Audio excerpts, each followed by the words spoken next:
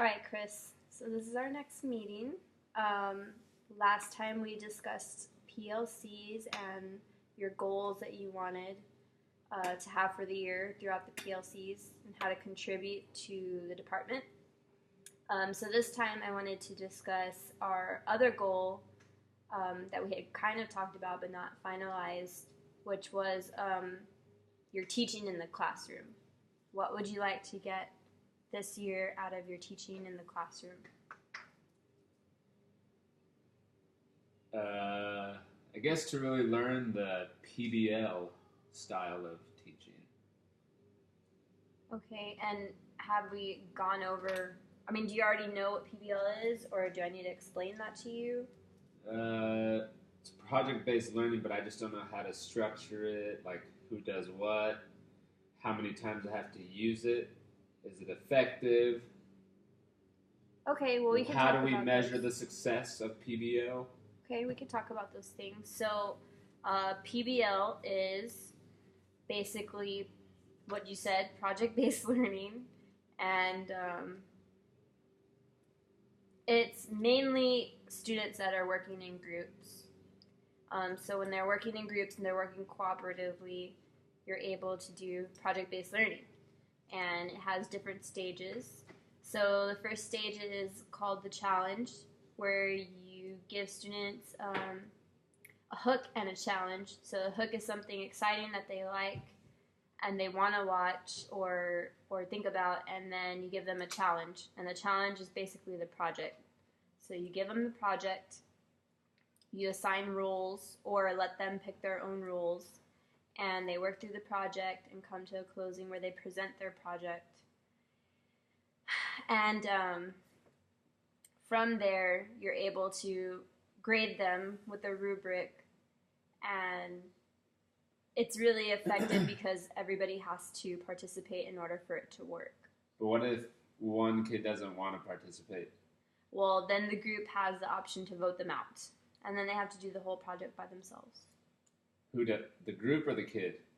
The child left that got kicked out has to do it by themselves.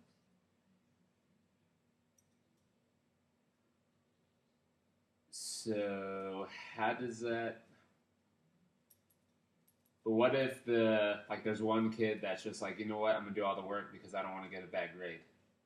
Well, that's why when they always talk to us about monitoring and making sure that you're walking around.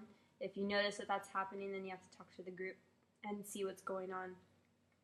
Like, have you ever run into a problem where a kid doesn't want to work, but the group still does the work, and like I guess the kid that did it all didn't want to say anything for fear of retaliation outside of class?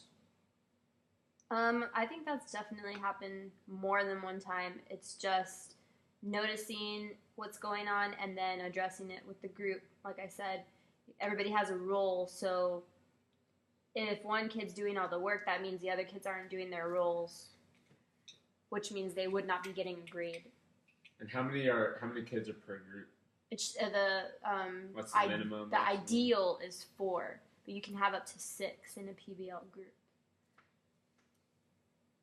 And how do you track, like, I guess, constructive conversations, or productive rather than off-topic conversations?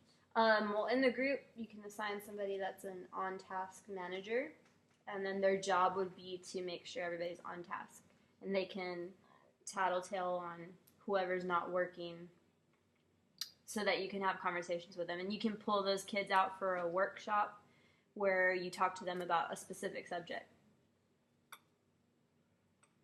Has anybody done, like, studies, like, comparing direct teaching style versus PBL, like on one subject or course, and seeing the difference in test results? I don't know Or that there's been a study on specific test results, just that it enhances learning in the classroom. This is something new to me. I've never heard of this. So I'm sure you've worked in a group before, right?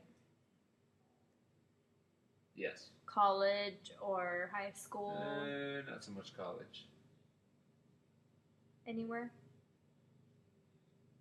Yeah, well, I know a team is better, but just worried about individual learning process. Right. Well, and if you see those kids that are struggling, you can pull them out for tutoring. You can pull them out for the workshops. You can pull them out for what we have. We have a program after school. It's called Rock, where they learn what they're missing in class, and it's a 2-hour program where they feed them dinner. They go to 4 different classes and get extra tutoring besides your tutoring. So it's Whoa. tutoring on top of tutoring. Wow. So,